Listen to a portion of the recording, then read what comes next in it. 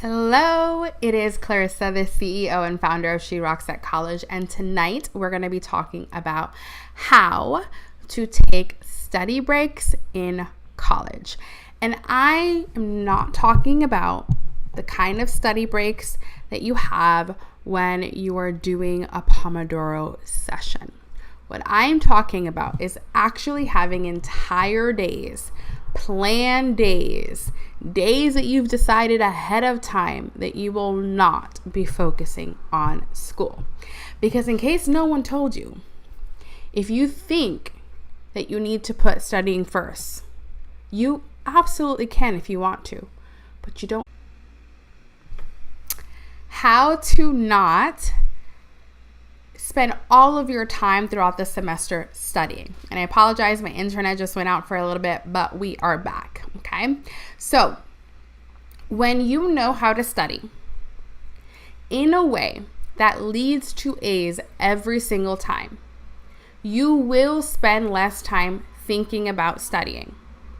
And the less time you spend thinking about studying, the more time you're spending actually studying.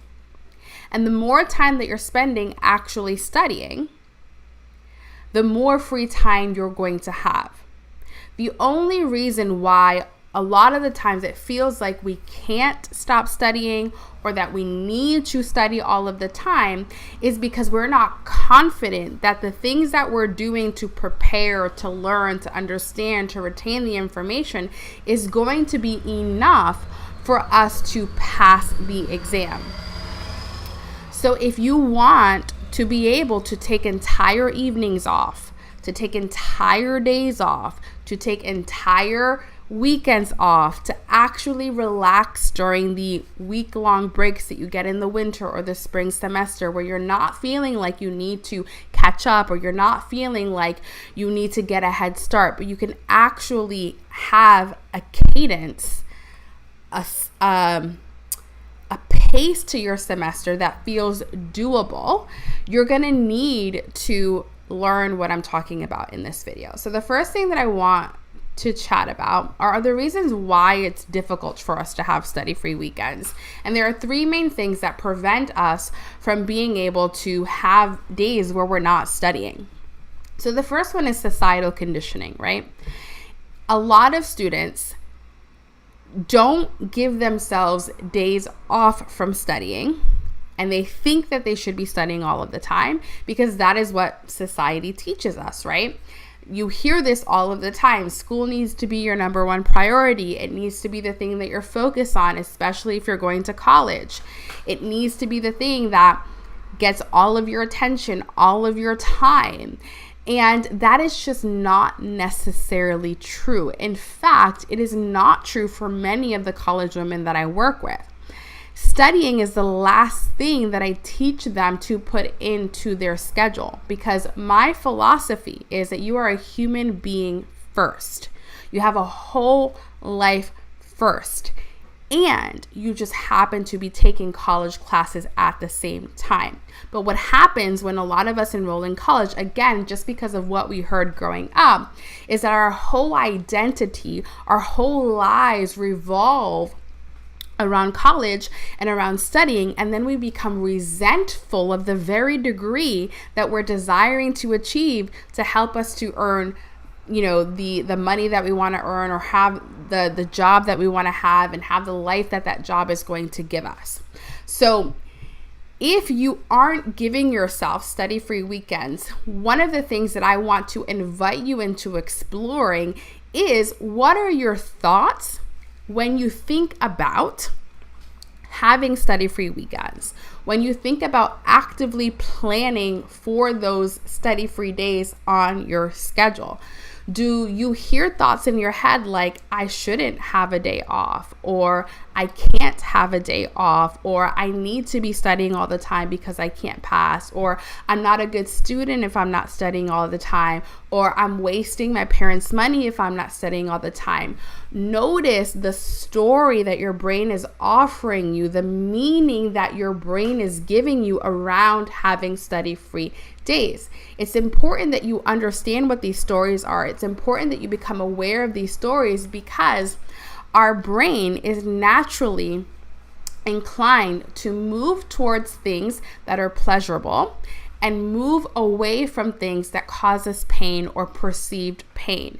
So if you have this story that it's bad, or it makes you a bad person, or it makes you a bad student, or it makes you not good enough to not be studying all the time, your brain is not going to allow you to take the breaks that A, you might actually need, or B, that you desire to take, because you don't want school to be your number one priority. You don't want it to be the one and only thing that you're focused on, which, by the way, is most students' perspective. It's most students' ideal. It's most students' desire.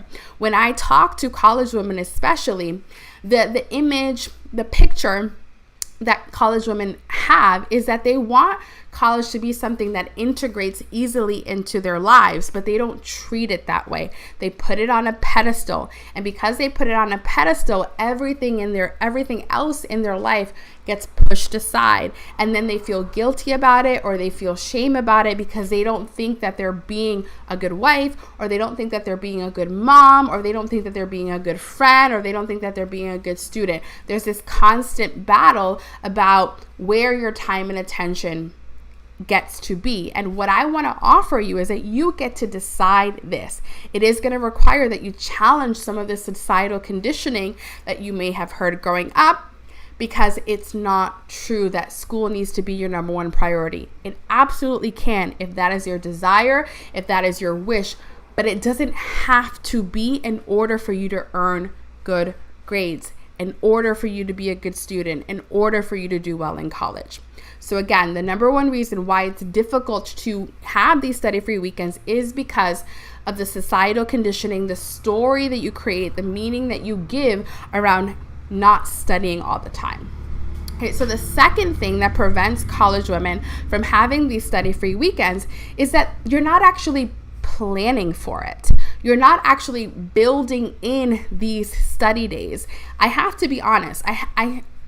I have worked with over 500 plus college women at this point in the course of the 7 years that I've been working as a life coach for college students, helping college women build study plans, fit these study plans into their weekly schedule, and stick to them. And I can tell you time and time again, y'all love to spend so much money on buying beautiful planners, on getting yourself organized, on all of these things. And yet, when I have a conversation with you about how you feel like your relationship is with time, or how you feel around your time management skills, 9 times out of 10, the college women that I work with, or the college women that watch these YouTube videos like you'll say, I feel like I don't do a good job at managing my time. I feel like I feel like I don't have the time it is for the things that I desire. And then I will ask them this question. Well, are you making the time for the things it is that you desire to spend time on?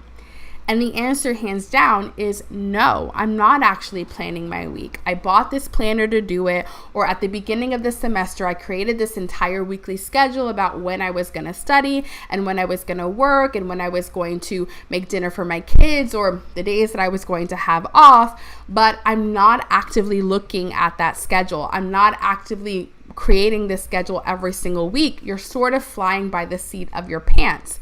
And the thing about time is that if you don't tell it what to do, if you don't run your time, it will run you. It will escape you. Time is one of these resources that will just slip right through your fingers if you're not intentional with it.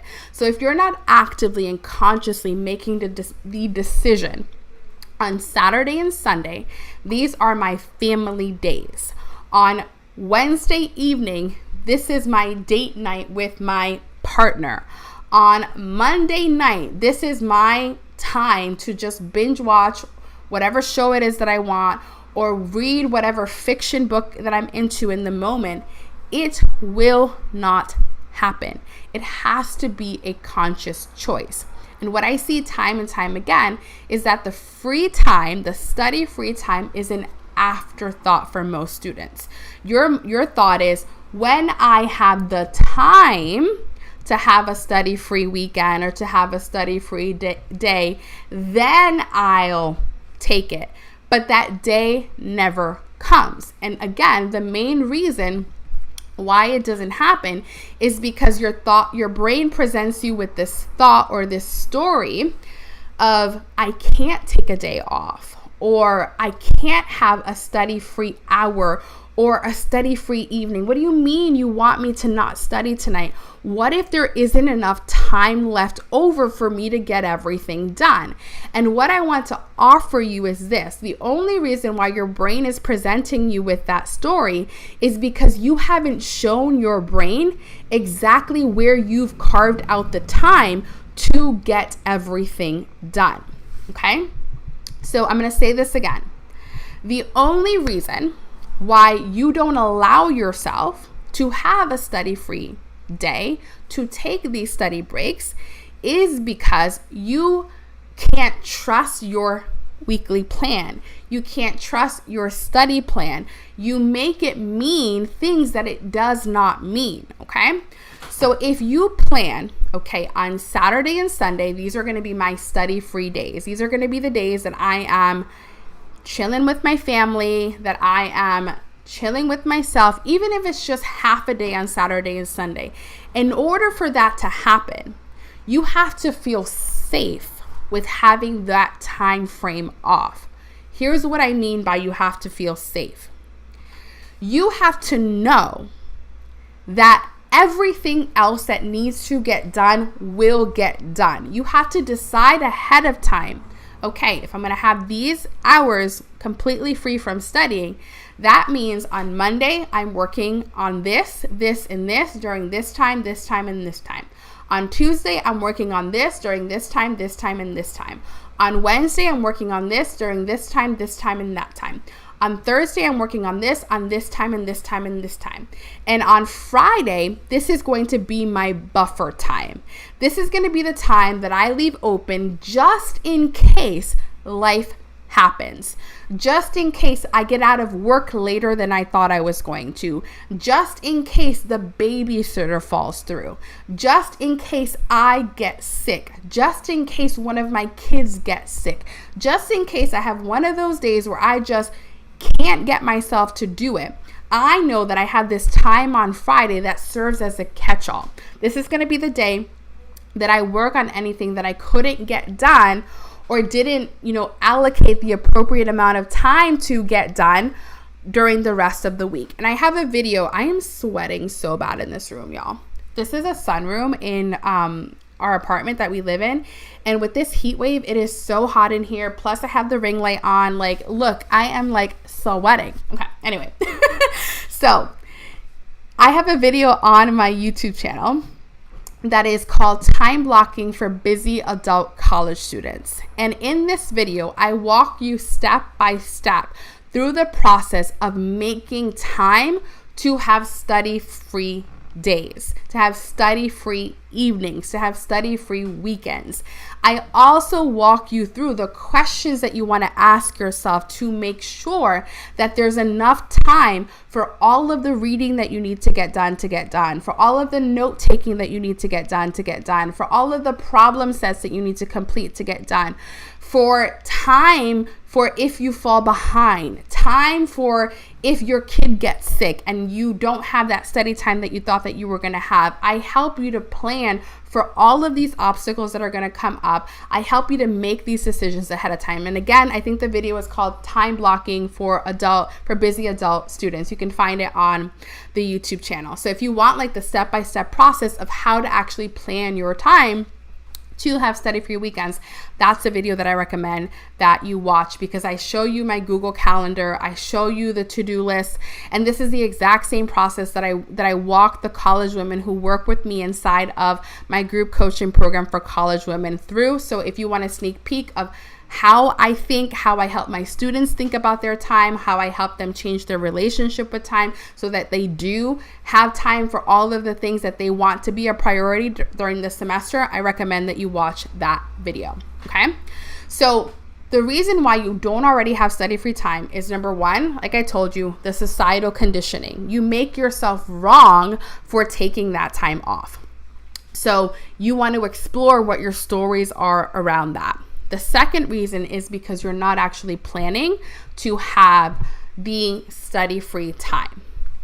The third reason why you don't already have study-free weekends and study breaks is because of ineffective studying. So this goes back to the thought that I offered you, where you don't trust that what you're doing is enough to get you the grade it is that you desire. So your mind, because of the fact that you don't know that what you're doing to study is going to get you the grade it is that you desire, you think the solution to that is to study for more hours. Okay, you might have heard this saying before, study smarter, not harder. And I personally don't like that saying because studying will feel hard. That is how the brain learns. The brain learns through effort. So what I prefer is to study smarter, not longer. Study smarter, not longer.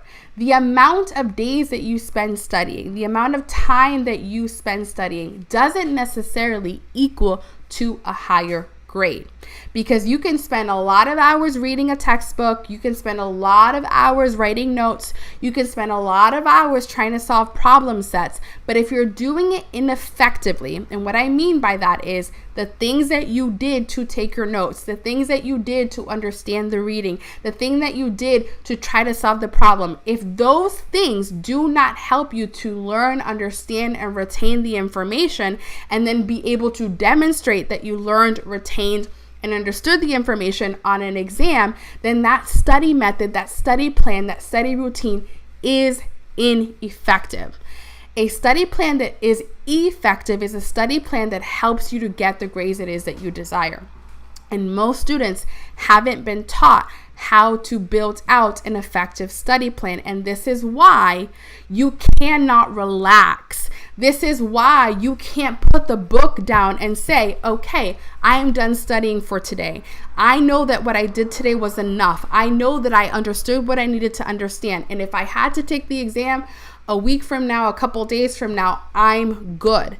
In order for you to be able to rest, to not think about studying, to not feel guilty that you're not studying, you have to be able to have the thought, what I did was enough. But because most students, I was one of these, we don't get sat down and taught, this is how you create an effective study plan.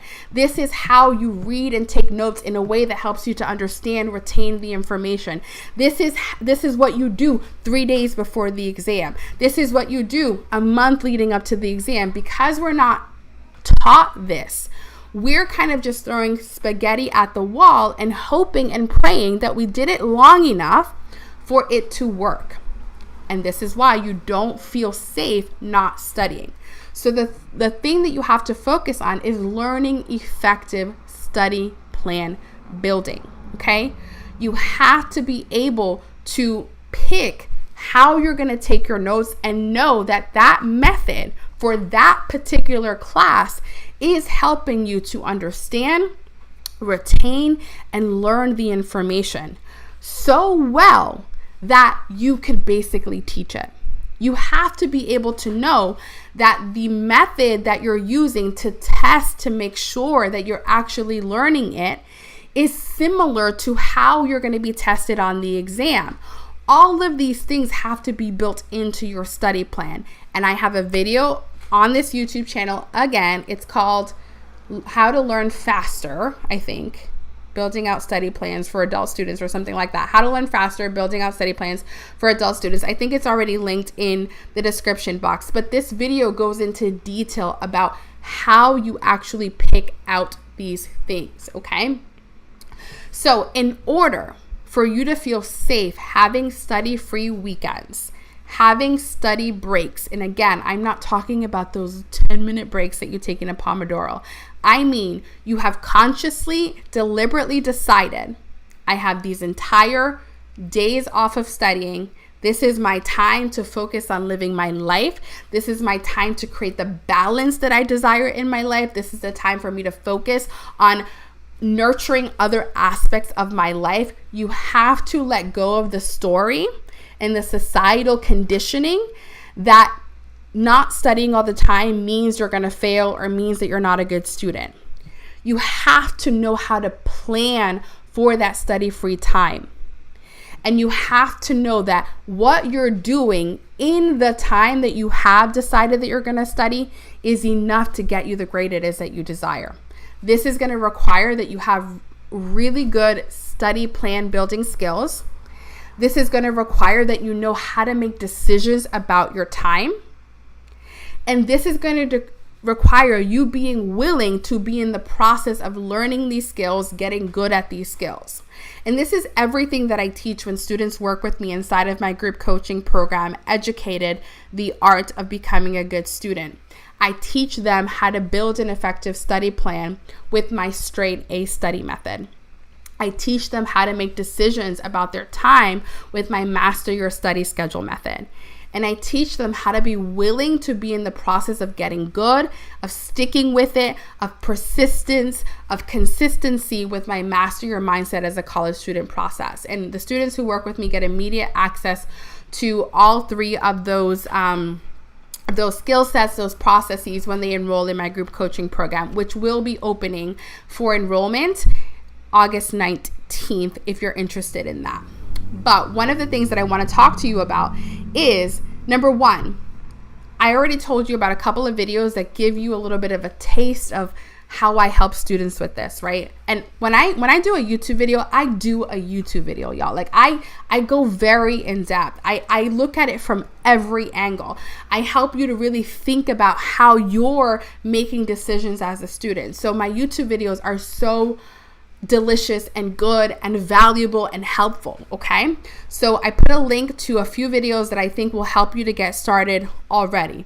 But at the beginning of every single semester, I run this 5-day challenge that's called the Your Best Semester Yet challenge.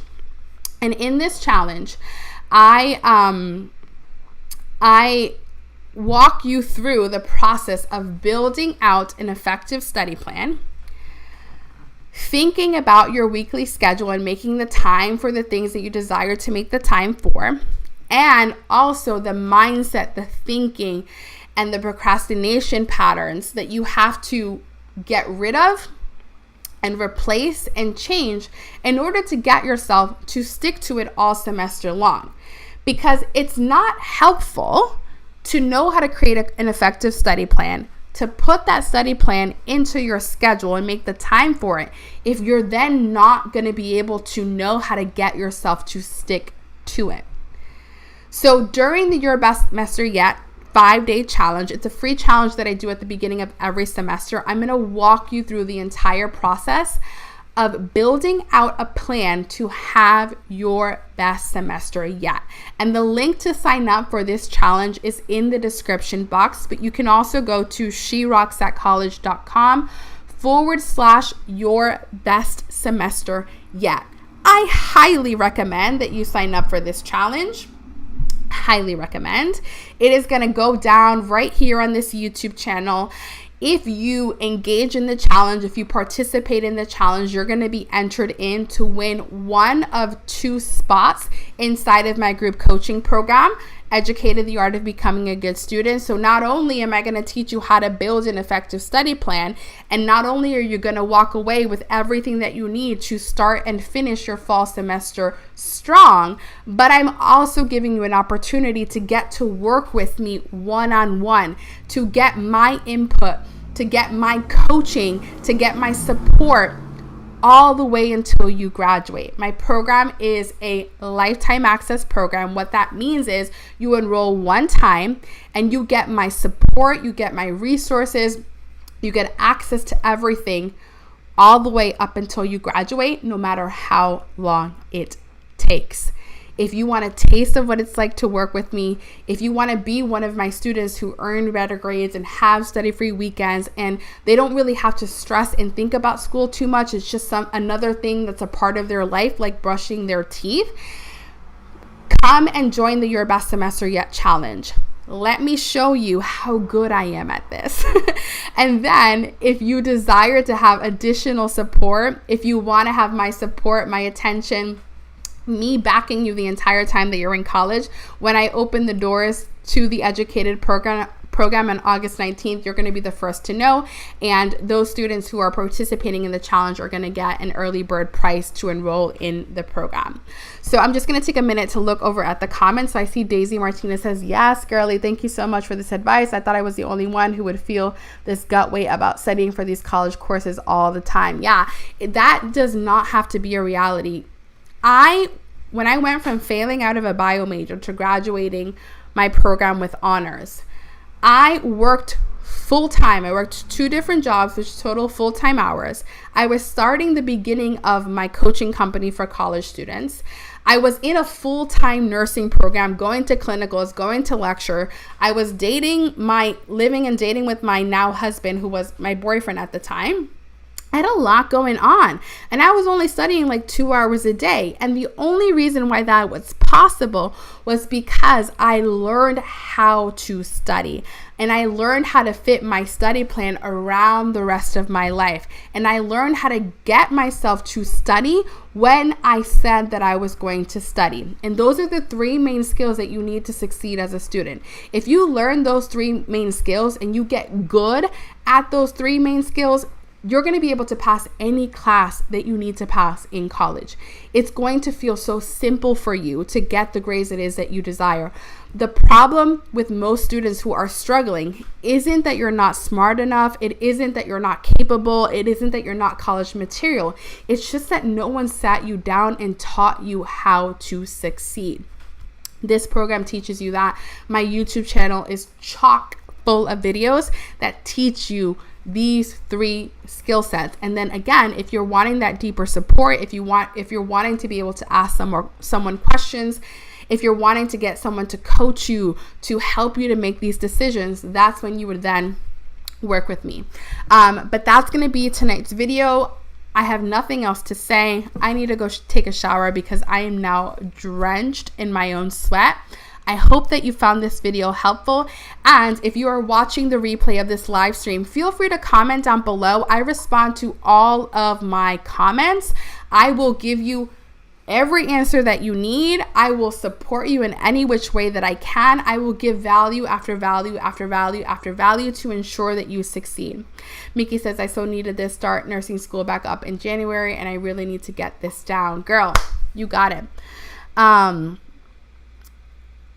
Daisy, I can't wait to have you in the program, my love. You're going to feel so supportive. The women in there, I consider them non-traditional students like I am. They are working full-time while they're in college. A lot of them are moms. A lot of them have, been diagnosed with a lot of neurodivergent disorders. They don't have this perfect lifestyle where all they can do is just focus on school. No, they're living their life. They have full adult lives. They're dating, they're in relationships, they are managing a lot of things. And what my program does is it just helps you to manage it a little bit better. It helps you to focus on the things that you need to focus on so that school is handled and you can just go and live your life, which is the whole reason why you're in college in the first place. You want to get that degree so you can get that job, so you can earn that money, so you can live the life it is that you want. And I want to help more and more college women graduate and earn more money so that you can live the life it is that you want, so that you can be an example for your kids, so that you can start to change the face of wealth. Because way too many men are making money, and we need to have more women making money. And the fact of the matter is that for most of us, our pathway to that, our pathway to generational wealth, our pathway to building wealth, our pathway to changing our lifestyle is through getting an education.